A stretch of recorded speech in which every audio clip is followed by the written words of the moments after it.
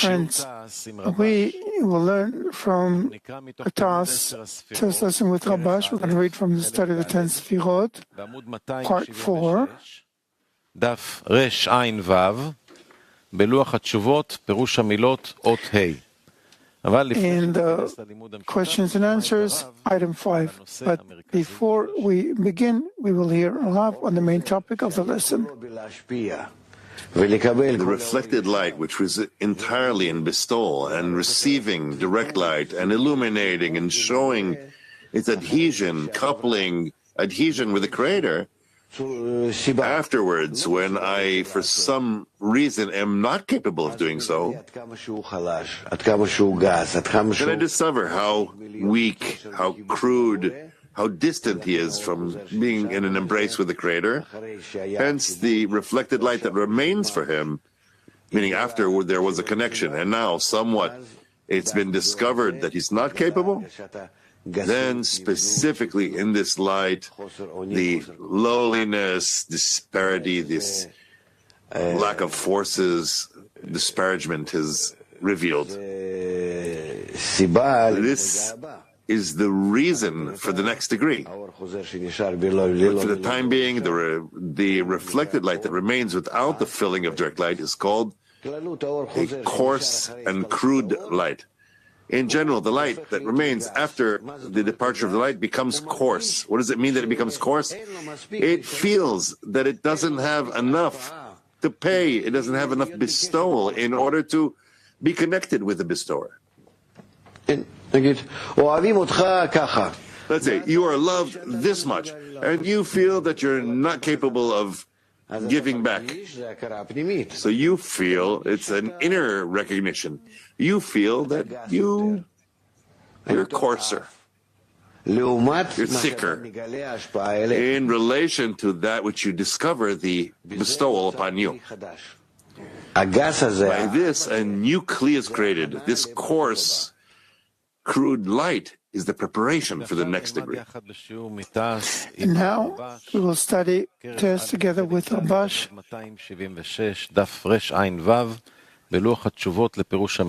In part 4, questions and answers, item 5. What here is the question? Question 5. What is coarse and crude light? How could one say that a light is coarse and crude? They could say,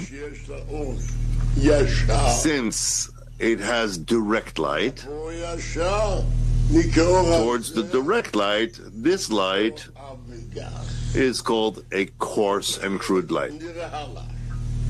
We'll see next. First of all, what does he say? After the departure of the 10 Sefirot of direct light, from the 10 Sefirot of reflected light that clothed them, the reflected light remained below as coarse and crude light. Whereas prior to that, how was this reflected light called? Not coarse and crude. Here the question is asked, what is reflected light? What did we learn so far? Its intention is in order to bestow. If the intention in order to bestow remains, why did the light depart? So a person must say that he no longer can aim in order to bestow. And what does it mean that the reflected light remains below and you're giving it a name, a coarse and crude light? We need to learn it this way. Prior to it, what is prior to it? Before the departure of light, what was that the reflected light could illuminate, that the light could illuminate? we learned that Malchut, upon which there was a restriction, that this Malchut is called phase 4 of direct light, and this is no change. She wants to receive in order to receive, and there's a restriction upon her. There were two matters here. First of all, she received a restriction upon her to not receive in order to receive. Second, she made a calculation how much she could receive in order to bestow. Understand? He comes and tells us a new thing. You should know what we say about this reflected light, which clothes that direct light, meaning attains it, receives it. This reflected light is a result of two discernments. He hears. What two discernments did you learn? Meaning, from the force of departure, which is called negative, he does not want to receive. And two, he does not want to receive this light, so what he wants is the sign that he wants equivalence of form. It's like light was extended, direct, called abundance, from this force of departure, which it's as if it's receiving a great light. Let's say a great pleasure that she wants to bestow.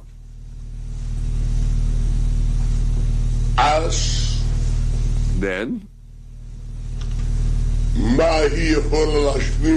what can she bestow to the upper one? What is lacking in the upper that it can receive pleasure from the lower one? And we learned his desire is to do good to his created beings. Therefore, if the created beings receive pleasure and delight from him, this is considered delighting the upper one. It turns out, what is the meaning of bestowing to the upper? Saying, I want to receive pleasure and delight. Why? Because he wants to bestow to the upper one. If so, what is the meaning that he lost this reflected light? If we learn that surrounding light cancels the screen, it already strengthened its rejection of the rejecting light to be able to receive from it. And also the bestowing force is weakened. It turns out that this force called the reflected light, that beforehand yearned to bestow, this was weakened. It remains without light, without vitality. That's considered that the reflected light remains. The force remains. It cannot serve with this force. It cannot use it. If he could use, then the light wouldn't depart. Why doesn't it have the strength? Where does this force come from? From the rejecting force.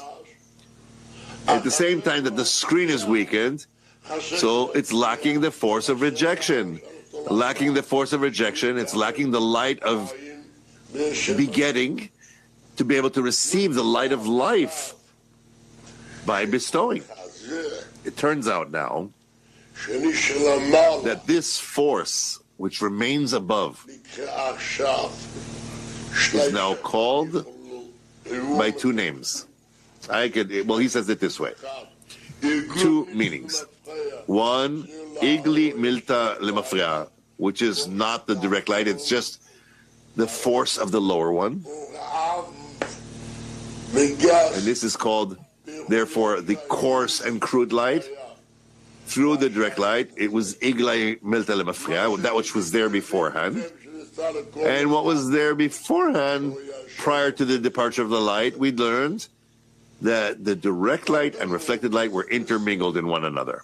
Why intermingled in one another? We learned that they're both performing the same action. There's an additional thing.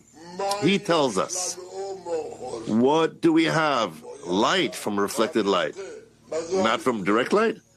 The rejected light. What is rejected light? That's direct light. It turns out that even the light that has reflected light also comes from the direct light. However, it was clothed with the force of rejection and the force of the reflected light. But in actuality, where does this abundance come from? Only from the direct light. Therefore,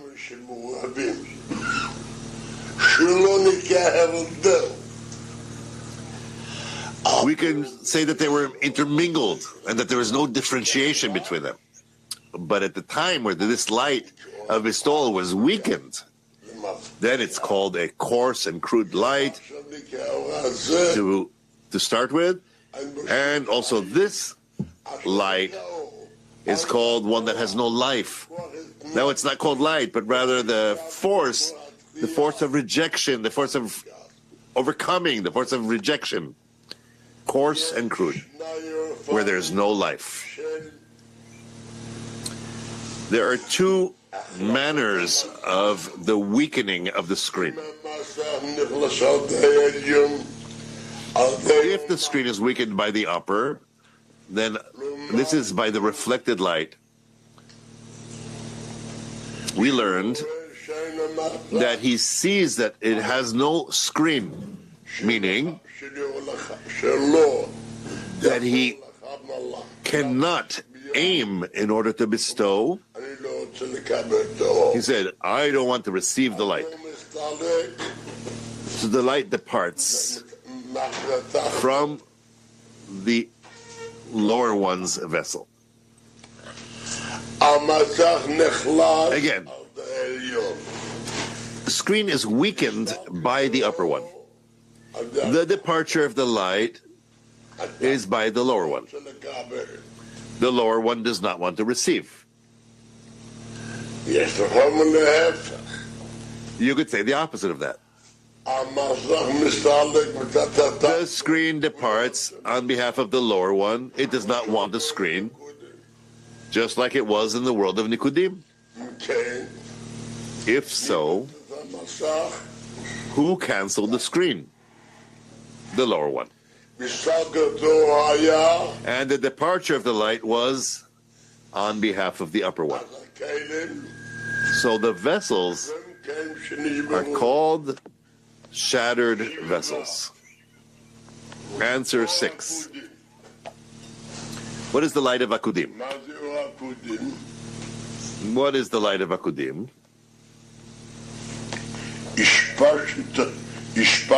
The first expansion from Malchut of the Rosh of Ak,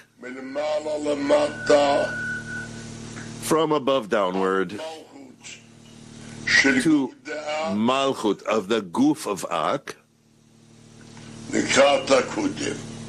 is called Akudim. Why? This is because all the 10 Sefirot are akudim, are bound there in a single vessel of Malchut. As the other 9 Sefirot still did not have vessels. It is regarded as direct light and mercy, called the first light. What is written here? He is clarifying to us what akudim is. Not the rosh of a degree, only the goof of the degree. Why is it called akudim? Gary says, from the words of, and Abraham bound Isaac, his son, where all 10 Sefirot were connected to one vessel, as the other 9 Sefirot still did not have vessels. It is regarded as direct light and mercy, and called the first light. Since it's called the first light, we could say here 2 explanations. One, ta'amim, or flavors, are called the first light, direct and mercy. But this is hard for me, since also nekudot is called akudim. Therefore, I will explain the first light, the light that is revealed upon the first restriction, whereas the light that is revealed upon the second restriction has 10 vessels. We're starting with item 7. The light of the record. What is the light of the record? So he explains, after their departure, the lights of akudim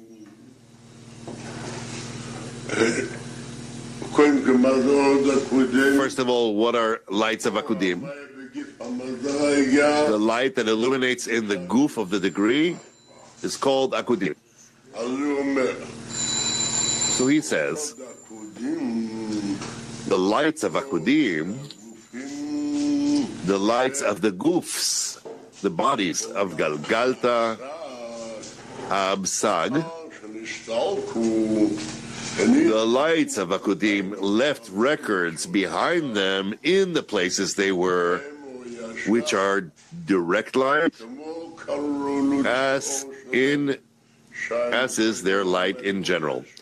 That prior to that illuminated direct light, as well, the records that remained as lights are also from direct light. He speaks about what about Nikudim? He's not talking about this now. But in truth, also in Nikudim, it's the same thing.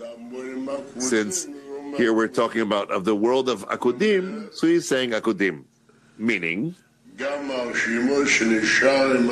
also the records that remain from the kings that shattered and died, they too are light, direct light. Only, how do we distinguish the difference?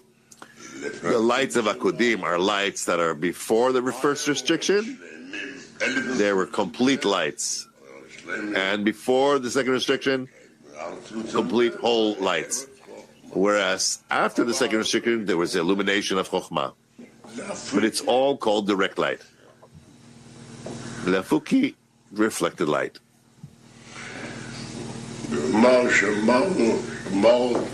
And where we said Malchut does not leave a record, which we learned yesterday.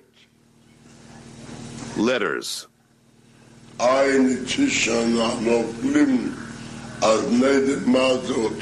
What are letters? See item falling sparks. We'll know the letters. And he says, see item falling sparks. That's answer 47. Let's see what's written there. What are falling sparks? During the refinement of the screen, the illumination of the coupling descends from the upper phase to the lower phase, which is empty of her light. Such was when the screen was refined from phase 3 to phase 4. It turns out, and phase 3 was emptied of her light. And what light illuminates now? Upon phase 2. Then the illumination of the coupling descended from phase 2, and it shines now into the empty phase 3. So what do we have? Because the record that remains in phase 3 is opposite from the descending illumination. Why? Phase 3 is called a record of the light of Chokhmah, whereas the light that descends to the smallest light is only the phase of Bina. So there is resistance between them, where one does not want to annul before the other. Why? There is merit in phase 3. So phase 3, why is there a clash on phase 3, which is only a record? Whereas phase 2 is actual light. This is why there are contradictory phases. The relation, they are two equal forces. This is perplexing. Who will come to... In any case, we say, no, since in the end, one is light and one is only a record, who prevails? The record. We learn this by way of depiction, as an allegory. Student, the light, Rabash, yes, phase 2. Because the record inside, because the record that remains in phase 3 is opposite from the descending illumination, which is phase 2, they strike and clash with one another. However, the descending reflected light from phase 2 overpowers the record. What is the record? Whose coupling had stopped. The power of her coupling, where there was now a coupling of light that remained and not more. Yes, therefore.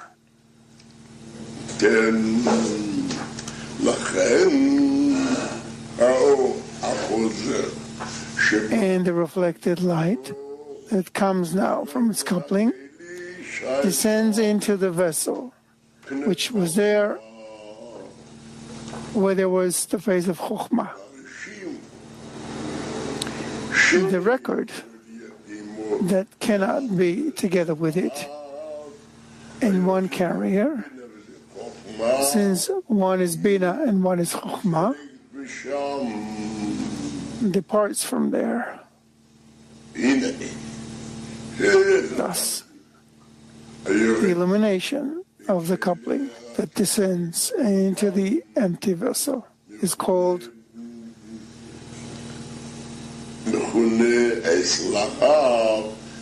the Ari calls it falling sparks. According to what we explained now, it is actual light. It is called reflected light. Let's say, since it is, let's say that it is the light of Nekudot. The light of Nekudot in general is called reflected light. Here, it has ta'amim, tastes, but it's actual light. And where does it fall? To the empty vessel. And the record that there is in the empty vessel must depart. So, why is it called falling sparks? They are lights that go down, descend. What are the falling sparks there? He asks. The illumination of the coupling that descends into the empty vessel is called falling sparks, because soon the coupling from phase 2 stops too and rises to phase 1. The illuminations that come from a coupling of phase 2 are quenched. For this reason, it is similar to a spark that shines and is quenched. What happens next? So now, afterwards we learn the record of the Chokhmah that emerged first and was rejected because of the reflected light that descends from phase 2, now is also a record. Indeed, and the record descends once more. Who? The record of the phase of Chokhmah into her vessel. For now, there is no merit to the descending reflected light over the record, since both are after the departure of their coupling. Since the light of the record is far more valuable than the descending reflected light. Now, it is more important to, therefore, the record overcomes them now. The record enters the vessel as if and revokes the illumination of the sparks that fall into her vessel. Why? So she can clothe there more. This matter is called striking and clashing. Why? For at one time the descending reflected light overcomes. When is it? We said that phase 2 from phase 3 is another up to the record, and another time the record. So when they're both are only a record, the record from phase 3 is more important than the record of phase 2. So what is the question and what is the answer? He asks, why does the Ari say falling sparks? So he says, the Ari, the reflected light that descends into the empty vessel, why does it descend there? It's actual light. So why is it called falling sparks? Now, since they are later quenched, what is a spark? Here they are quenched. So it cancels the sparks. Now, what about the letters? Question number 8. It's written there. Look. What are letters?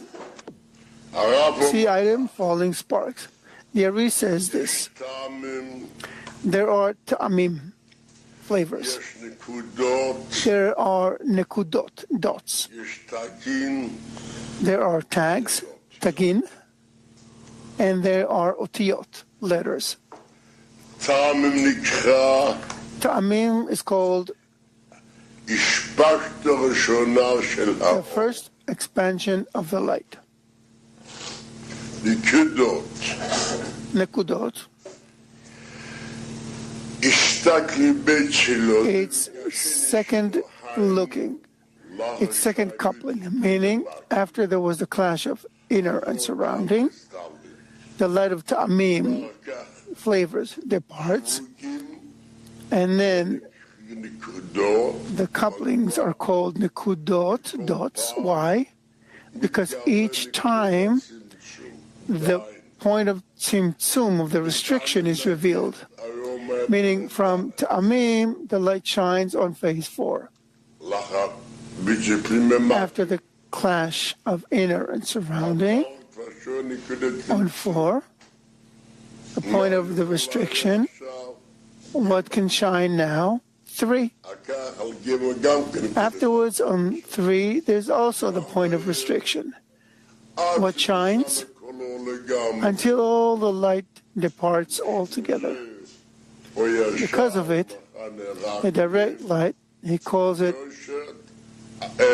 only maybe surrounding and directness. The expansion of the ta'amim and the dots of the reflected light in judgment. So what did we learn now? From two lights. Afterwards he says this. There are tagin, tags, and otiyot, letters. Tagin means the records that remain from the Ta'amim. What is tagin? The records on the otiyot, on the letters.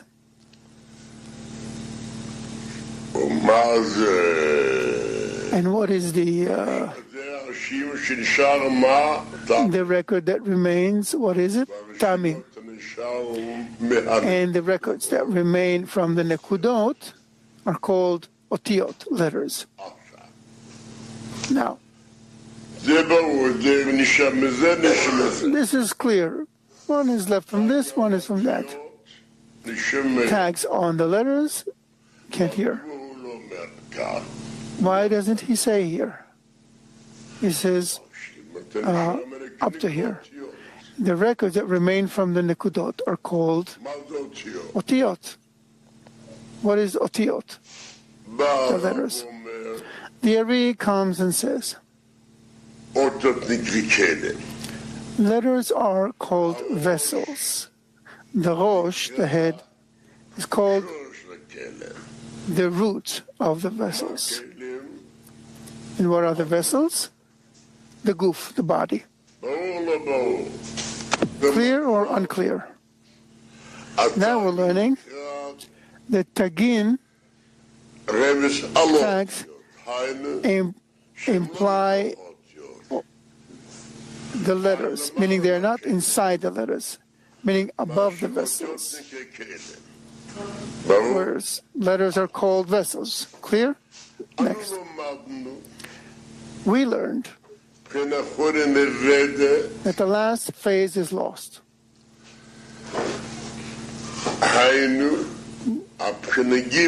Meaning phase 3, example.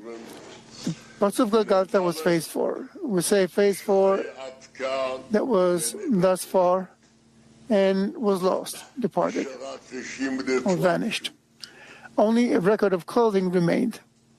From where do I draw the next degree? He says, from the nekudot. Meaning phase 3. Meaning a record of clothing from a record of ta'amim is called only clothing. From a record of nekudim, there remains more coarseness. Clear? We learned another rule. The second expansion, the second partsuf, is built and emerges on the records that remained in the previous partsuf. Remember or not? Or don't? Next, we learned what is the difference between the light that comes out on the record of clothing or a record of coarseness. A record of clothing shines at the rosh of the degree. A record of coarseness expands in the goof. We find that from the record of ta'amim we're left with tagin, which later shine in the next degree, only in the rosh. In the goof there's no expansion. So, from where is there expansion? Only from coarseness. Where does the coarseness come from? From the nekudot. What is nekudot? Example. Previously there was ta'amim, which you can say is phase 4. Then it's refined. The sparks fall from 4 to 3. 4 to 3. From the light of 3 to the empty vessel of phase 4. You find that then there is preparation from here of light of Chokhmah in the vessel of Keter. So it falls from 4 to 2 to 3. So there will be the light of Bina in the vessel of Chokhmah. So you find that from the sparks, the falling sparks, they are the letters, the vessels of the next Partzuf. Whereas from the record of Ta'amim, there's only Tagin. So what shines in the next Partzuf? In the Rosh, not in the Guf. Question 9. What in spirituality is posterior? If there are no places, then what is the meaning of face and posterior? The part of the vessel that is not intended for reception or bestowal is called posterior. And there's another degree through the posteriors. Here he speaks only of the posterior. So what is posterior? He says, the part of the vessel that is not intended for reception or bestowal is called posterior. To determine what is posterior, it's impossible to define. The explanations, the meanings change. Therefore, so that I don't get confused, I give it a different name. Panim, or anterior or face, is it that it's important. And for the posterior, not so important. From this way, I go through all the explanations. Why call them posteriors? As the diminution is not for reception, not for bestowal. What is it? It's not important. That's from the posterior. And the face, the anterior, changes. The explanations, the meanings change. Each time there's a different explanation, and we get confused. And in order to not get confused, I give it a different name. Panim, anterior or face, is important. Posterior, not so important. He asked for an example. What are the vessels of Panim? The vessels of Galgalta and Inayim, which illuminate only the light of Chasadim in them. Why is it called Panim, or face? Then he says, what is the vessels of posterior, where it illuminates the light of Chokhmah there? We said before that it conceals what we're learning now. Therefore, to not get confused, I said a law, a rule. And this is considered what the face is important and the posterior not so important. That's fine. When we talk about the second restriction, what vessels are more important? Vessels that can be used or vessels we cannot use? Well, therefore, the Galgalta and Inayim that can be used are called vessels of Panim, whereas the vessels of Achap that are not allowed to be used are called Achoraim, posterior. Then, if I tell you that the posterior light illuminates in the vessels of the Panim, of the anterior, it's a not so important light illuminating in the vessels of the anterior. What's important about the lights? Since we said that there's a second matter in the lights, the light of Chokhmah is more important than the light of Chasadim. Therefore, the light of Chokhmah I will call the light of anterior, of Panim, and the light of Chasadim is the light of posterior. Why? Since it's not so important. It turns out that the light of posterior are not so important light, and the vessels of Panim, of anterior, are very important. And therefore I say also the opposite of that. The light of Panim is the important light, illuminates in vessels that are not so important. If they can correct the vessels of posterior, which are not so important, why? There's so much work in order to be able to use them. What light do we attain? The light of panim, a more important light. Therefore, these two words are important because, again, you wouldn't get confused. And that's what I said. No more than that. Let's say it another way. I said it before, a rule. Whatever is important is called panim. Whatever is not so important is called posterior, achoraim. So I'm asking you, what's more important? The light that comes to complete the vessels or the actual light? The light that comes to complete the vessels, we call it gal of ruach.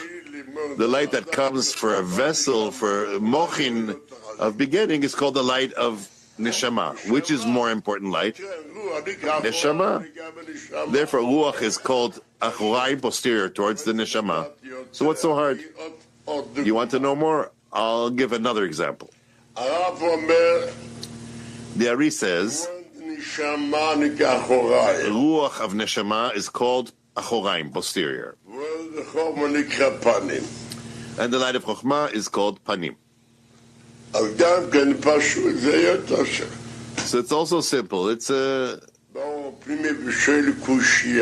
inner light comes and asks a question. Once it is written, we said that when the light illuminates the light of neshama, mochin of chaya is called achoraim, posterior. Now, the light of chaya illuminates, mochin of neshama are called panim. There's a huge question there. There's a rule. The smaller light from the upper degree is more important than the entire lower degree. How can I say that neshama of the level of chaya is called achoraim, posterior, and the chaya of the level of neshama is called panim? This is a question. There in inner light, he adds this way. Everything depends on what we're talking about. There's a rule.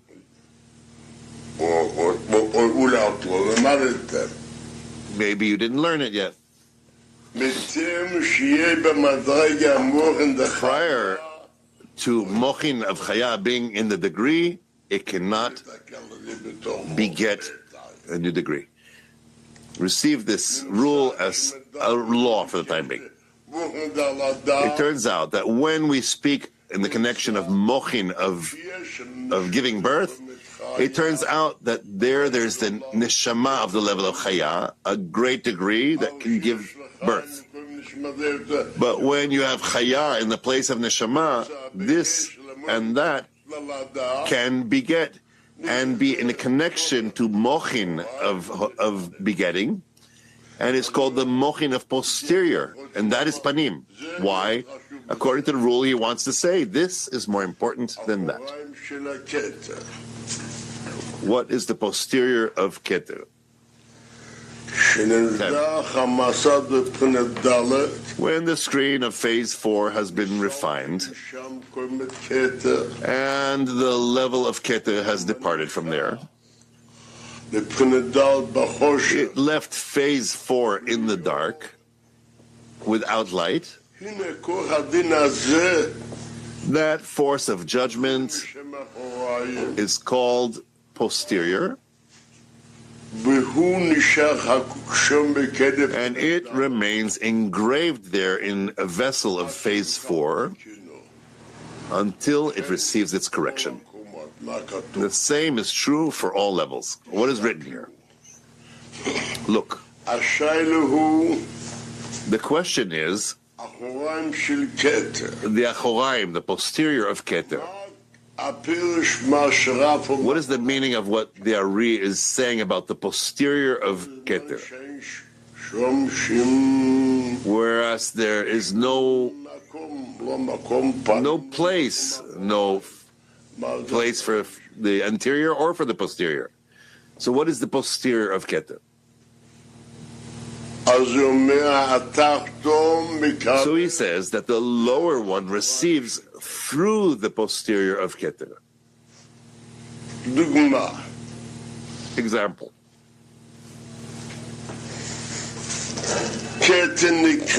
Keter is called the coarseness, the aviut of phase 4. Now, when there was the clash between the internal and surrounding lights, we'll say, and phase 4 was refined, only the level of Keter does not illuminate. Only what light can illuminate.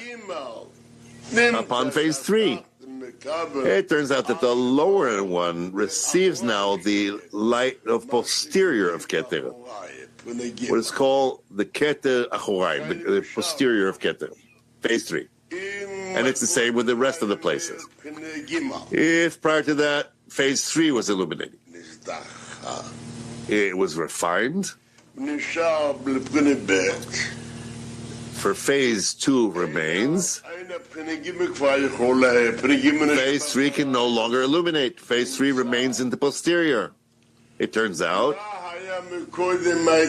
what was before that in phase 3, in our panim, in our anterior? 3. And our posterior was? Bet, 2. 2, what is the illumination of the coupling? That's the posterior of phase 2. Now we'll see inside. 10 again.